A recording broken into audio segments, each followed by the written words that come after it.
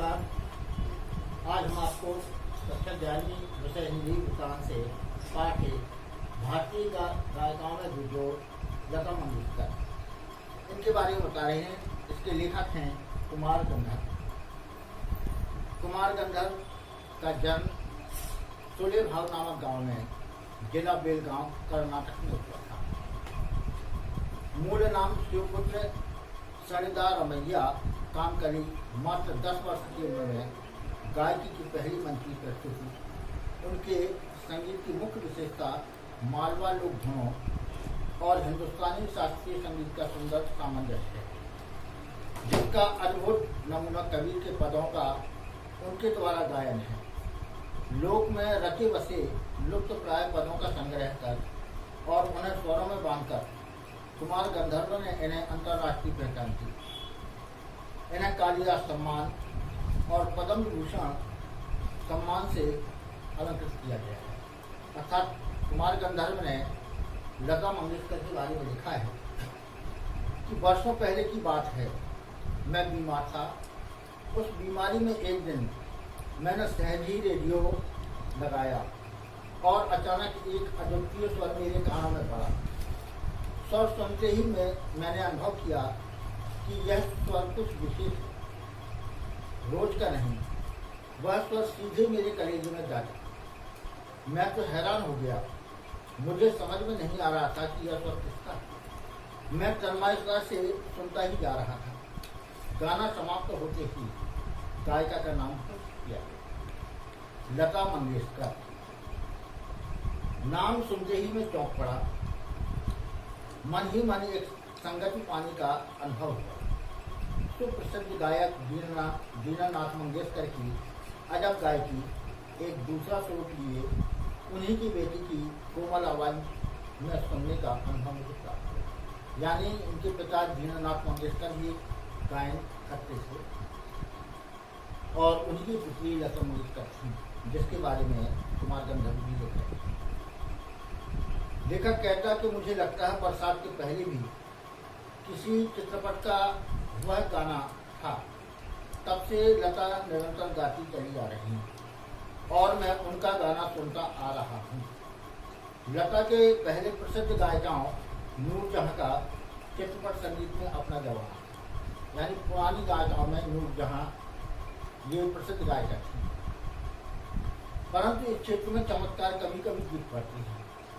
जैसे प्रसिद्ध सितारिये विलायत खां अपने सितार वादक पिता की तुलना में बहुत आगे चले गए। यानी विलायत खां के पिताजी बहुत ही सितार वादक प्रसिद्ध माने जाते थे, लेकिन उनका पुत्र उनसे ज्यादा भी सितार बजाने में निपुण हो गया था। मेरा स्पष्ट मत यह है कि भारतीय गायिकाओं में लता के जोड़ की गायिका हुई ही नहीं। लता के कारण चित्रपट संगीत को विलक्षण लोकप्रियता प्राप्त। जो चित्रपट संगीत आता है, लता मंगेशकर की आवाज के कारण ही आज उसका शौक बढ़ गया है। यही नहीं, लोगों का शास्त्रीय संगीत की ओर देखने का दृष्टिकोण भी एकदम बदला है। छोटी बात कहूँगा, पहले भी घर छोटे छोटे बच्चे गाया करते थे, पर उस गाने में और आजकल के गानों में बहुत ही अंतर है। आजकल के नन्हे मुन्ने भी स्वर में गुनगुनाते। क्या लता इस जादू का कारण नहीं? कोकिला का स्वर निरंतर कानों में पड़ने लगे तो कोई भी सुनने वाला उसका अनुकरण करने का प्रयत्न करेगा। ये स्वाभाविक ही। अर्थात जब हम कोई मधुर स्वर सुनते हैं तो उसी की अनुकरण हम करते हैं, तो धीरे धीरे हमारा भी अनुकरण उसी के समान हो जाता है। तो चित्रपट संगीत के कारण सुंदर स्वर मालिकाओं लोगों के कानों पर पड़ रही हैं। संगीत के विविध प्रकारों से उनका परिचय हो रहा है और उनका स्वर ज्ञान बढ़ रहा है। सुरीलापन क्या है, इसकी समझ में भी उन्हें होती जा रही है। अर्थात जो मधुर स्वर होता है उसका क्या आनंद होता है, सुनने वाले कितने मस्त होते हैं, इसके बारे में भी उन्हें ज्ञान होता जा रहा है। साधारण प्रकार के लोगों को भी उसकी सूक्ष्मता समझ में आने लगी। इन सबका श्रेय लता मंगेशकर को है। इस प्रकार उसने नई पीढ़ी के संगीत को संस्कार किया और सामान्य मनुष्य में संगीत विषयक अभिरुचि पैदा करने में बड़ा हाथ बटाया। संगीत की लोकप्रियता, उसका प्रसार और अभिरुचि के विकास का श्रेय लता मंगेशकर को ही देना पड़ेगा।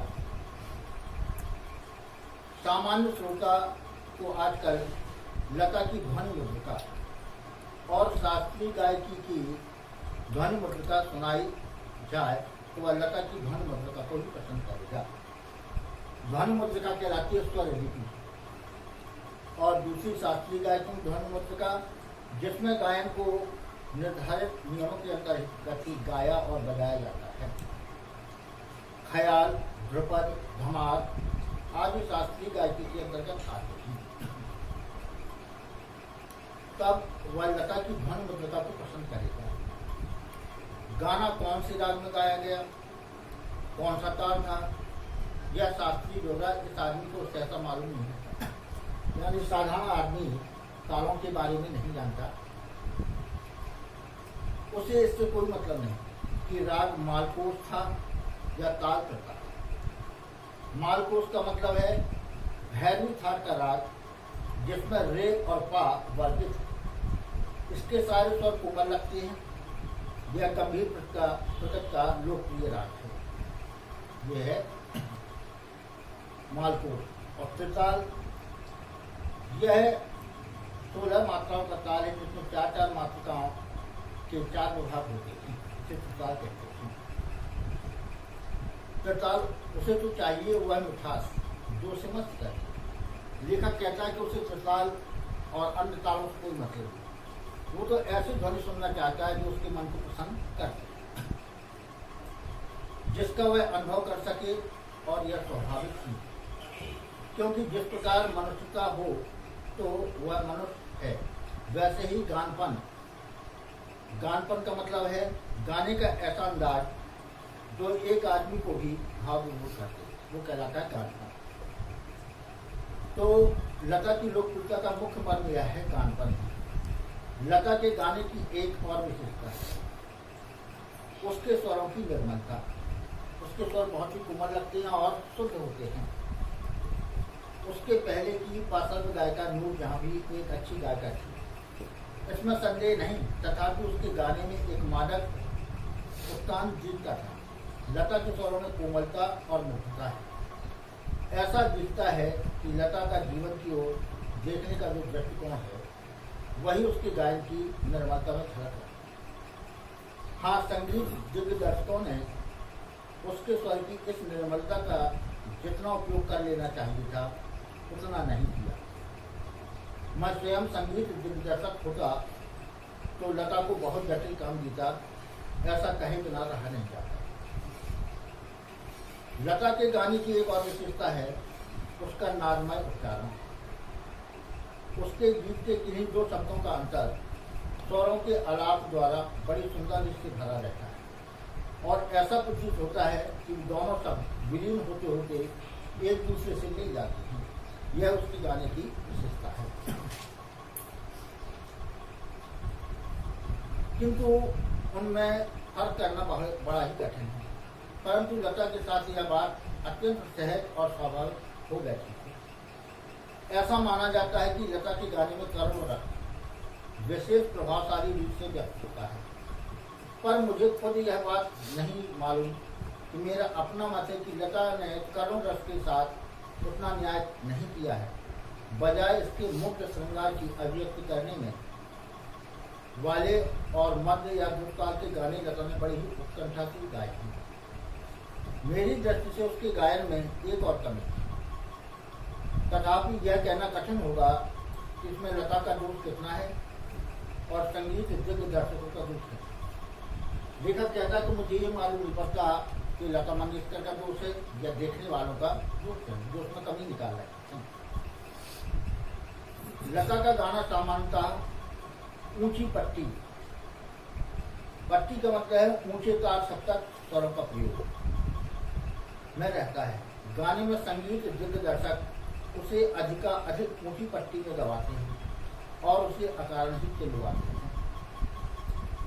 एक प्रश्न उपस्थित किया जाता है कि शास्त्रीय संगीत में लता का स्थान कौन सा? मेरे मत में यह प्रश्न खुद ही प्रयोजनहीन है। उसका कारण यह है कि शास्त्रीय संगीत और चित्रपट संगीत में तुलना हो रही है। शास्त्रीय संगीत अलग है और चित्रपट संगीत की अलग होता है। इसमें तुलनात्मक अध्ययन नहीं किया जा सकता। जहाँ गंभीरता शास्त्रीय संगीत का स्थायी भाव है, वहाँ जलद लय और चपलता चित्रपट संगीत का मुख्य गुण है। चित्रपट संगीत का ताल प्राथमिक अवस्था का ताल होता है, जबकि शास्त्रीय संगीत में ताल अपने परिष्कृत रूप में गाया जाता है। चित्रपट संगीत में आधे तालों का उपयोग किया जाता है, यानी जो सिनेमा के गीत होते हैं उसमें आधे ताल का उपयोग किया जाता है, बाकी उसे संगीत किया जाता है। लेकिन शास्त्रीय गायन में ऐसा नहीं होता, बल्कि शुद्ध संगीत के स्वर ही लगाए जाते हैं। उसकी लयकारी बिल्कुल अलग होती है, आसान होती है। यहाँ गीत और आघात को ज़्यादा महत्व दिया जाता है। सुलभता और लोच कहलाता है स्वरों का बारीक मनोरंजन प्रयोग। लोच कहलाती है स्वरों का बारीक मनोरंजक प्रयोग। तो यहाँ मोद को भी स्थान दिया गया है। तथापि चित्रपट संगीत गाने वाले को शास्त्रीय संगीत की उत्तम जानकारी होना आवश्यक। अर्थात सिनेमा में गाने वालों को शास्त्रीय संगीत का ज्ञान भी होना आवश्यक है, नहीं तो उसका दृश्य शुद्ध नहीं है और वह लता के पास निसंशय है। अर्थात शास्त्रीय संगीत का ज्ञान लता मंगेशकर को मिलते 3-3.5 मिनट के गाए हुए चित्रपट के किसी गाने का और एकाध खानदानी शास्त्रीय संगीत गायक की 3-3.5 घंटे की महत्व, इन दोनों का कलात्मक और आनंदात्मक मूल्य एक है। अर्थात चित्रपट के गाने का शास्त्रीय गायन कितनी 3-3.5 घंटे की महत्व और इसमें 3-3.5 मिनट, इन दोनों का अंतर इतना होता है। तो ऐसा मैं मानता हूँ कि किसी उत्तम लेखक का कोई विस्तृत लेख जीवन के रहस्य का विशद रूप में वर्णन करता है, तो वही रहस्य छोटे से सुभाषित का या नन्ही सी कहावत में सुंदरता और परिपूर्णता से प्रकट हुआ भी होता है। उसी प्रकार 3 घंटों की रंगदार महफिल का सारा रस लता की 3 मिनट की ध्वन मधुरता में आस्वादित किया जा सकता है। जो 3 घंटे की फिल्म दिखाई जाती है, तो इनके गानों से 3 मिनट में ही उस फिल्म का रस आस्वादन किया जा सकता है। अर्थात इनकी मधुर आवाज को सुनकर मनुष्य उतने में ही प्रसन्न हो जाते हैं। उसका एक एक गाना एक संपूर्ण कलाकृति होता है। स्वर, लय, शब्दार्थ का वहाँ त्रिवेणी संगम होता है और महफिल की बेहोशी उसमें समाई रहती है। वैसे देखा जाए तो शास्त्रीय संगीत क्या और चित्रपट संगीत क्या, अंत में रसिक को आनंद देने की सामर्थ्य किस गाने में कितना है। अर्थात शास्त्रीय और शास्त्रीय से संगीत से कोई मालूम, बल्कि किस संगीत के द्वारा हम देखने वाले को अधिक रस दे सकते हैं, उसकी आवश्यकता फिल्म के समर्थ में होती है। इस पर उसका महत्व ठहराना उचित है। मैं तो कहूँगा कि शास्त्रीय संगीत भी रंजक न हो तो बिल्कुल ही नीरस ठहरेगा, अनाकर्षक प्रतीत होगा और उसमें कुछ कमी भी प्रतीत होगी। गाने में जो गानपन प्राप्त होता है वह केवल शास्त्रीय बैठक के पक्केपन की वजह से, ताल सुर के निर्दोष ज्ञान के कारण नहीं। गाने की सारी मिठास, सारी ताकत, उसकी रंजकता पर मुख्यतः अवलंबित रहती है और रंजकता का मर्म रसिक वर्ग के समक्ष कैसे प्रस्तुत किया जाए, किस रूप से उसकी बैठक बिठाई जाए और श्रोताओं से कैसे सुसंवाद साधा जाए, इसमें समाविष्ट है। किसी मनुष्य का अर्थबंधन और एक प्रतिभाशाली कलाकार द्वारा उसी मनुष्य का तय चित्र, इन दोनों में जो अंतर होगा वही गायन के शास्त्रीय ज्ञान और स्वर द्वारा की गई सुसंगत अभिव्यक्ति से होगा। संगीत के क्षेत्र में लता का स्थान अव्वल दर्जे के खानदानी गायक के समान ही मानना पड़ेगा। क्या लता 3 घंटों की महफिल जमा सकती है? ऐसा संशय व्यक्त करने वालों से मुझे भी एक प्रश्न पूछना है। क्या कोई पहली श्रेणी का गायक 3 मिनट की अवधि में चित्रपट का कोई गाना इतनी कुशलता पूर्वक गा सकता है? नहीं, यह नहीं। उस प्रश्न का उत्तर उन्हें देना पड़ेगा। खानदानी गवैयों का ऐसा भी दावा है कि चित्रपट संगीत के कारण लोगों की अभिरुचि बिगड़ गई। चित्रपट संगीत ने लोगों के कान बिगाड़ दिए हैं, ऐसा आरोप लगाया जाता है। पर मैं समझता हूँ कि चित्रपट संगीत ने लोगों के कान खराब नहीं किए, उल्टे सुधार दिए। ये विचार पहले ही व्यक्त किए जा चुके हैं और उनकी पुनरुक्ति नहीं करते। अर्थात कुछ कहते हैं कि चित्रपट ने संगीत को बिगाड़ दिया, लेकिन मेरा कहना है कि उन्होंने ऐसे नहीं बिगाड़ा, बल्कि उन्होंने शुद्ध ज्ञान का प्रयोग किया है। अर्थात उन्हें शास्त्रीय ज्ञान, संगीत का ज्ञान भी होता है, जिसके कारण उसे स्पष्टता से जा सकते हैं। सत्य यह बात यह है कि हमारे शास्त्रीय गायक बड़ी आत्मसंतुष्ट व्यक्ति थे।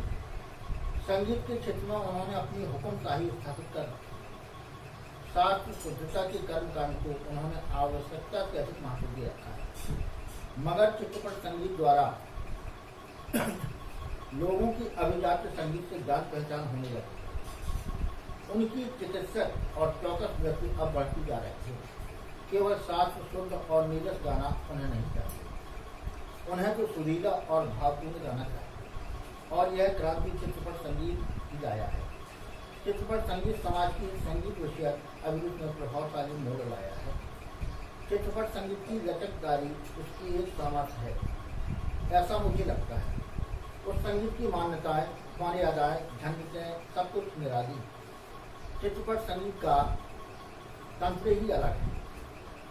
वहाँ नवनिर्मित गुंजाइश है, जैसा शास्त्रीय रंगदारी का चित्रपट संगीत दिग्दर्शकों ने उपयोग किया है।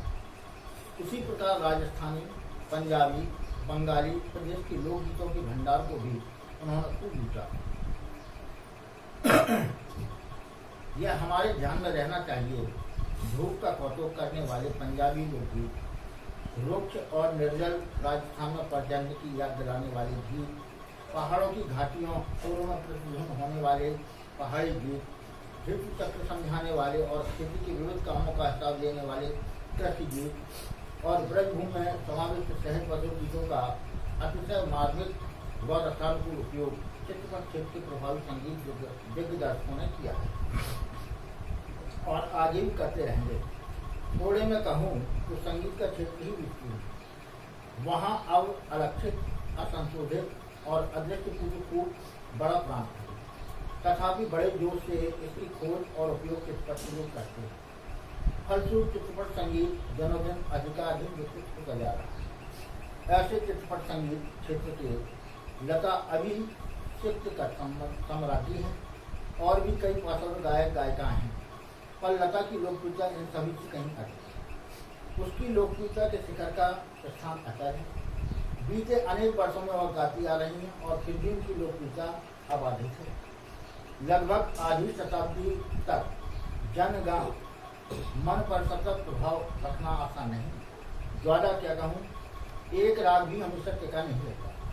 भारत के कोने कोने में लता का गाना जा पहुँचे, यही नहीं परदेश में भी उनका गाना सुनकर लोग पागल हो। यह क्या चमत्कार नहीं है? और यह चमत्कार अप्रत्यक्ष भी है। ऐसे कलाकार शताब्दियों में शायद एक ही पैदा होता है। ऐसा कलाकार आज हम सभी के बीच में है। उसे अपनी आंखों के सामने घूमता हुआ देख रहे हैं। कितना बड़ा है हमारा भाग्य। तो अब ये भारतीय गायिकाओं में बुजुर्ग लता मंगेशकर का पाठ समाप्त हुआ।